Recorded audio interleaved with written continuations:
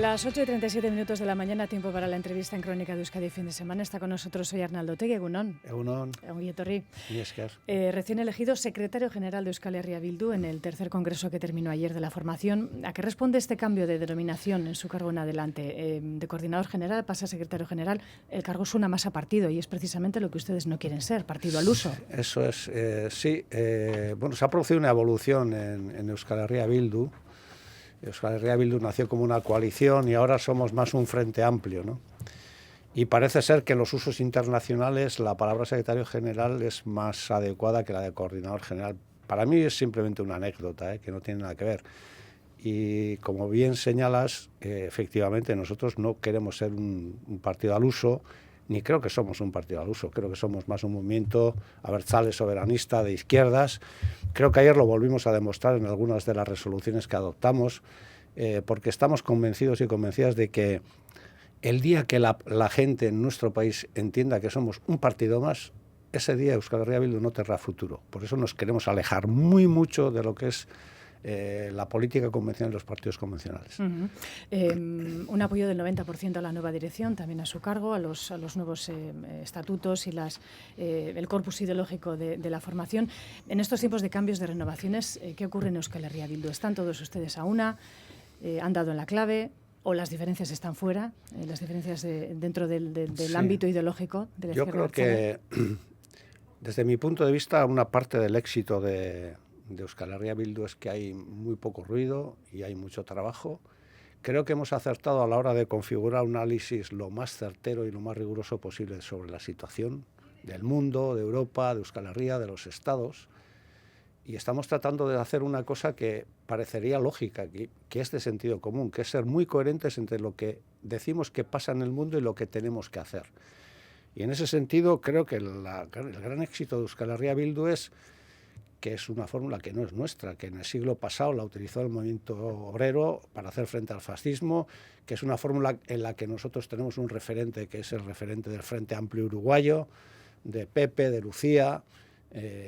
Entonces, ¿cuál es la fórmula? La fórmula es que nos ponemos de acuerdo en las cosas que estamos de acuerdo, hacemos un frente amplio con el máximo de gente posible y sobre un programa de mínimos, y por eso ayer obtuvimos casi un 95% de aprobación a esta dirección y creo que la gente ayer estaba muy contenta, muy tranquila. Hemos hecho un congreso muy tranquilo sobre una tesis que luego imagino que hablaremos.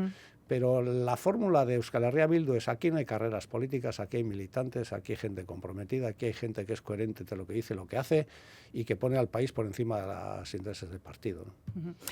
Va a ser usted, señor Otegi, el último de los dirigentes políticos, digamos, de los últimos 20-25 años en activo, pese a las renovaciones generacionales en el resto de partidos. Bueno, yo siempre digo medio en broma que yo he pasado 14 años en prisión, entonces a mí hay que descontarme 14 años de mi edad biológica, ¿no? Porque yo he estado impedido de estar en la política, sobre todo los últimos 6 años y medio que estuve encarcelado por el caso llamado Bateragune, ¿no? Pero yo siempre digo una cosa: las renovaciones en política no son biológicas. Es decir, yo conozco gente que tiene una determinada edad biológica que es absolutamente conservadora, y conozco gente muy mayor. Estamos hablando de Pepe y Lucía, por ejemplo, que ahora están en una situación delicada, además Pepe, que me parecen absolutamente jóvenes. Es decir, el problema de la renovación en política, desde mi punto de vista, es más político que biológico, ¿no? Pero en todo caso, no observo en otros partidos una renovación excesiva. Pero vuelvo a repetir, esto no es una cuestión de años, esto es una cuestión de qué plantea cada uno y cuáles son las propuestas de renovación en términos políticos e ideológicos. Y nosotros ayer creo que tanto en la tesis que defendimos en la ponencia política como en las resoluciones hemos hecho cosas novedosas, ¿no? No sé si ha leído lo que dice hoy el Lehendakari Iñigo Urkullu en una carta en el Grupo Noticias, en varios diarios. Compara procesos internos que llevan los partidos en esta época, el del suyo propio, el PNV, con el resto de formaciones como ejercicio democrático. Bueno, el nuestro también es un ejercicio democrático. En el nuestro también se pueden presentar listas alternativas y el nuestro tiene desde mi punto de vista, lo digo con respeto, una diferencia con respecto a la del Partido Nacionalista Vasco, ¿no? Aquí primero se aprueba la ponencia política. Aquí lo sustancial es el debate sobre la ponencia política. Es decir, que lo primero que hace un equipo que se quiere presentar a dirigir Euskal Herria Bildu es decir qué quiere hacer, cuál es su ponencia política, cuál es su visión del mundo, su visión europea, su visión del país, y después elige a la dirección que va a llevar a cabo eso, ¿no? Hay partidos que lo hacen al revés. Desde nuestro punto de vista eso no es muy lógico en términos políticos, pero bueno, somos absolutamente respetuosos con eso, ¿no?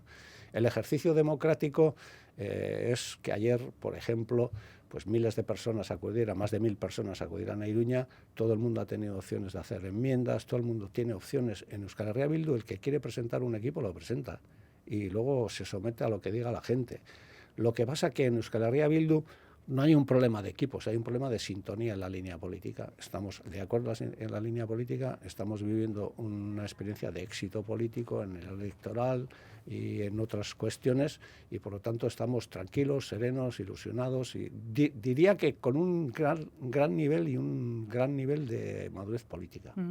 Vamos con lo que dejó el Congreso. Uno de los titulares, sin duda, el emplazamiento a realizar listas conjuntas y unitarias al Partido Nacionalista Vasco y el espacio de la izquierda confederal, es decir, la izquierda no abertzale, en el caso a los que quieran, sí. A los que quieran, dice, sí. para ir juntos a Cortes europeas, españolas y en Europa. ¿A qué responde esta reflexión y qué feedback esperan por parte de los no directamente aludidos, pero sí?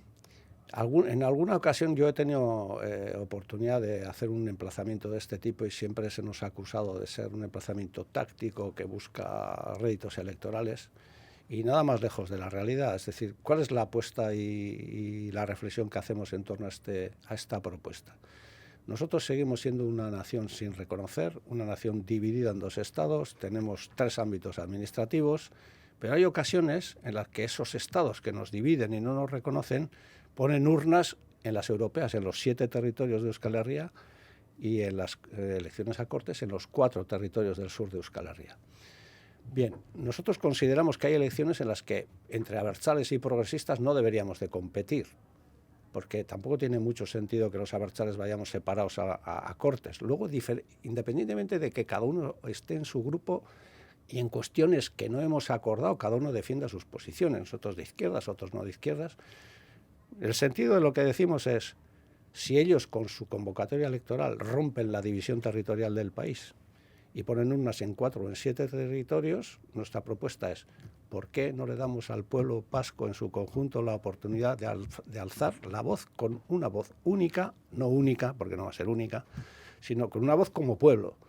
Y ahí deberíamos de estar de acuerdo los abertzales y probablemente la izquierda confederal, en la medida en que entendemos que Euskal Herria es una nación que tiene derecho a decidir y que tiene derecho a elegir su propio camino, ¿no? Pero sería únicamente para converger en los asuntos que apelan a Euskadi como pueblo, ¿no? Eso porque en es. el resto pueden haber diferencias Eso es, grandes. evidentemente no nos vamos a poner de acuerdo en políticas fiscales o energéticas, pero podemos ponernos de acuerdo en todos los países del mundo, los serios. Bueno, ahora cambia mucho el panorama en el terreno internacional, pero tienen eso que llaman pactos de Estado.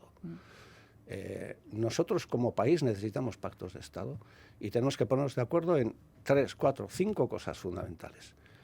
Que somos una nación que tenemos derecho a decidir, que el euskera es nuestra lengua nacional, con otras, pero es nuestra lengua nacional. Sobre un programa de mínimos no nos podemos poner de acuerdo y decirle al país, mira, tienes la oportunidad de hablar como pueblo, no como partido. Y entonces conformamos una lista amplia que le da la oportunidad al país en 4 o en 7 territorios de hablar con voz propia y decir, nosotros los vascos y las vascas pensamos esto. ¿Y qué feedback esperan por parte del PNV y por parte de la izquierda confederal? Pues no lo sabemos, porque hasta ahora, bueno, tampoco... Para mí lo importante del paso que hemos dado ayer es que hemos solemnizado la propuesta. Ya es una propuesta de un congreso, ya no es algo que tácticamente uno utilice en el debate político, es una propuesta de congreso. Si tuviéramos, creo que la responsabilidad suficiente y si fuéramos capaces de entender que hay momentos para los partidos en los que tenemos que competir, y hay momentos para los que tenemos que sumar, creo que sería una grandísima oportunidad. ¿Cuántas veces hemos dicho que hay que poner urnas para saber lo que piensan los vascos y las vascas? ¿Cuántas veces hemos hablado del derecho a decidir? Bien, esto se trata de convertir unas elecciones que no son para eso en elecciones que pueden servir también para eso, porque estamos convencidos que tendría un éxito electoral muy importante y que a partir de ahí el pueblo vasco, en determinadas cosas en las que estemos de acuerdo, podríamos hablar como pueblo y defender las cosas conjuntamente. Esta es nuestra opción. Veremos, por tanto, qué recorrido tiene ese planteamiento. Otro de los anuncios o de las líneas políticas que van a mantener estos próximos años, decía usted, de elevar el campamento base de la identidad de Euskadi como pueblo, como nación y sus derechos, y llevarlo lo más cerca de la cima. ¿Elevan ustedes quizá un poco el listón de a lo que quieren llegar? No, nosotros evidentemente quisiéramos llegar hasta la cima, ¿no? Y si no, lo más próximo a la cima, pero esto es nuestra voluntad, nuestra propuesta, nuestro deseo, nuestra ambición nacional. Pero esto no lo podemos hacer solos, esta es una acordada que hay que compartir con mucha gente.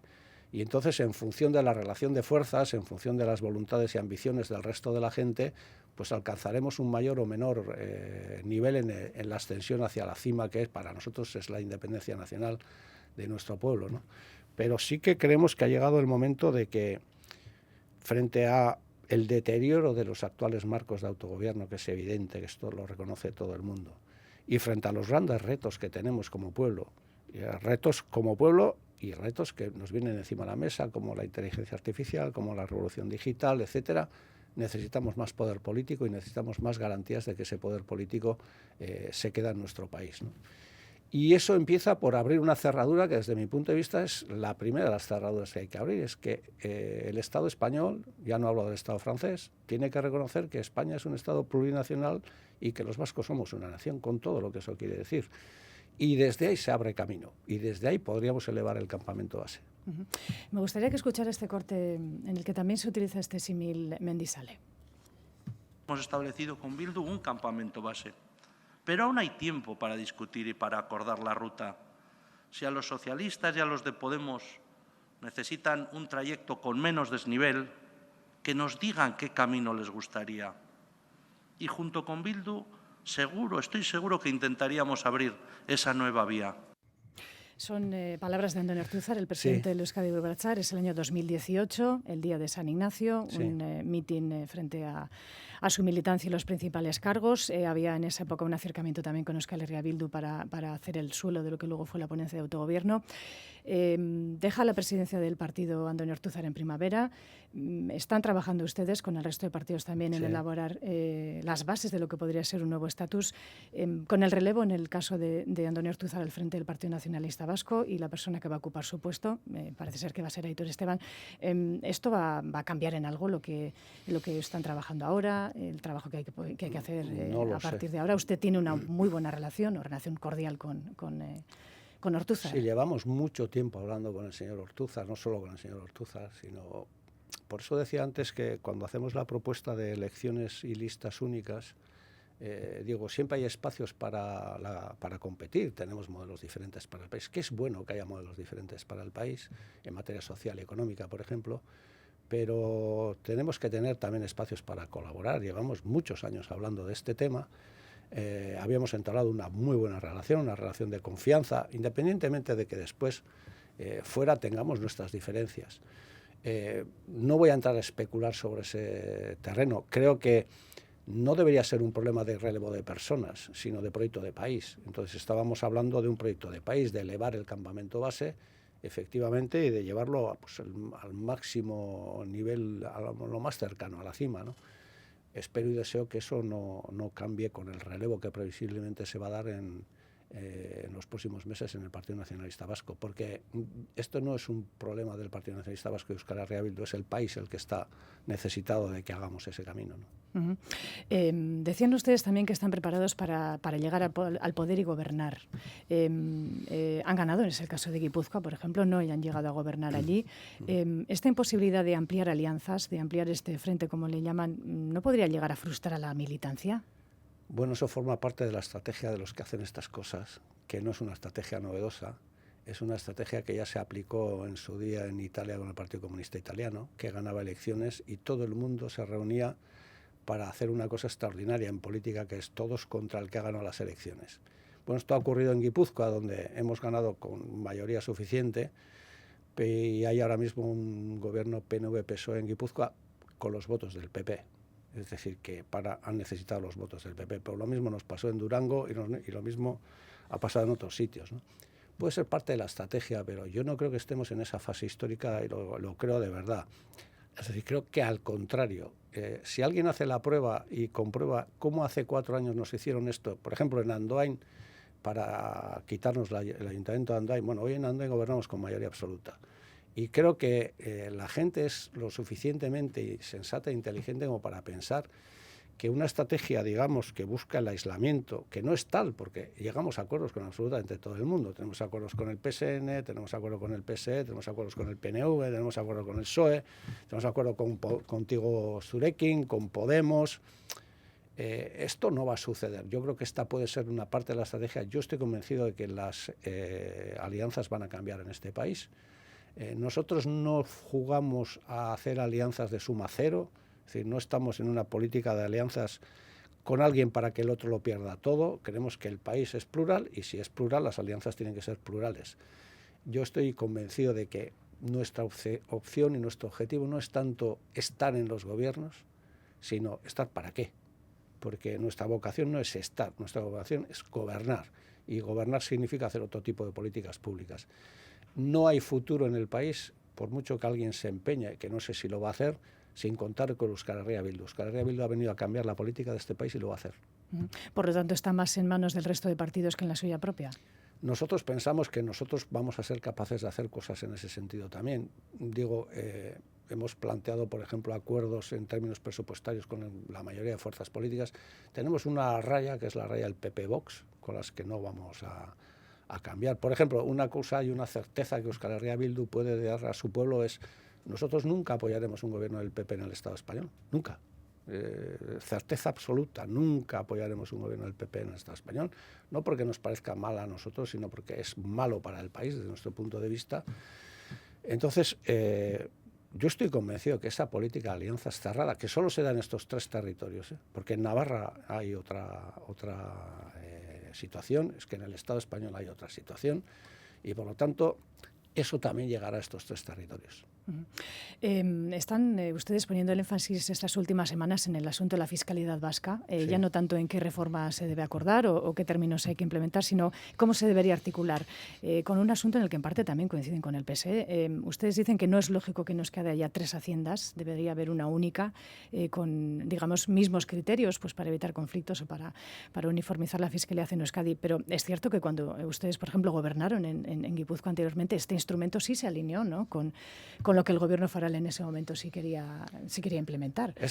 Sí, efectivamente, pero este es un debate que creo que hay que poner en la mesa con una cierta serenidad, porque aquí hay como 2 líneas que pueden entrecruzarse en el debate. Una es el respeto a la ley de territorios históricos y a la foralidad del país, ¿no?, que efectivamente tiene una articulación y una arquitectura institucional de ese tipo, pero yo creo que en el 2025 Pello Otxandiano apuntó bien en esa conferencia en el Foro Europa cuando dijo que tiene poco sentido que haya fiscalidades diferentes en Guipúzcoa, en Vizcaya, en Navarra o en Araba, ¿no?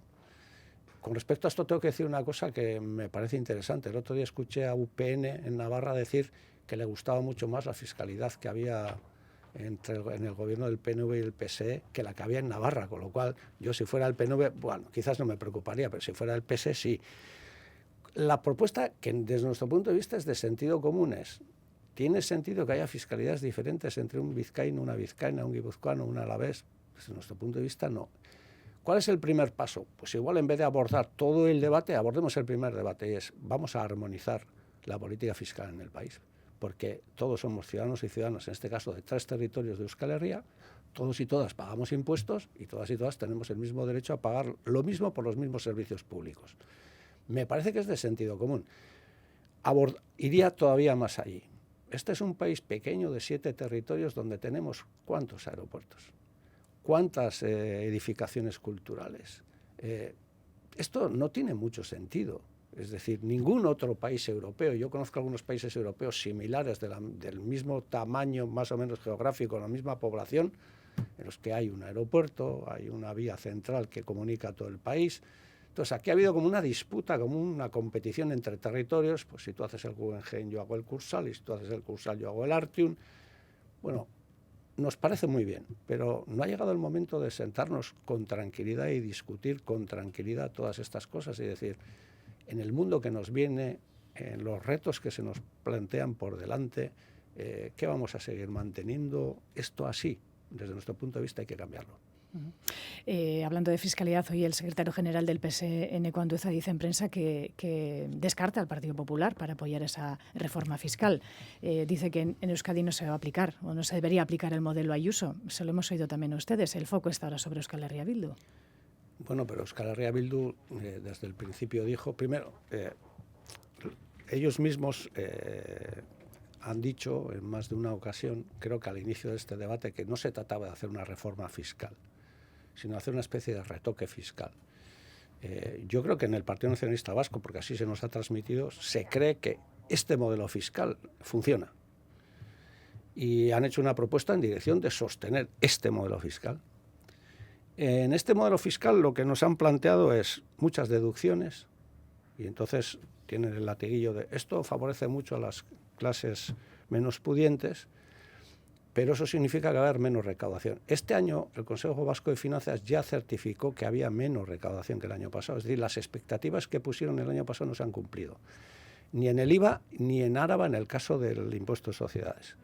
No se toca el impuesto de sociedades y por lo tanto no es una reforma fiscal. Va a haber menos dinero y la pregunta que nos hacemos es, ¿alguien tiene la previsión de que dentro de 1 año, 2 años, 3 años vamos a necesitar menos recursos financieros para sostener servicios públicos? ¿Sí o no? No, vamos a necesitar más. Entonces, ¿cómo se resuelve esta ecuación? Y nosotros y nosotras, como última reflexión, decimos una cosa. Hay quien quiere hacer un debate sobre quién pone más impuestos y menos a la gente. No. Nosotros no estamos en ese debate. Nosotros lo que queremos es eliminar los privilegios de una élite que no paga lo que tiene que pagar en este país. Esa es nuestra política fiscal. Un minuto brevemente, quizá lo que le pido es demasiado. ¿Qué opina del informe Cedariac? Bueno, me parece que trata de apuntar determinadas cosas sobre el futuro económico de este país. Hay una cosa que está sucediendo con respecto al futuro económico de este país que es bastante, por lo menos, llamativa, ¿no?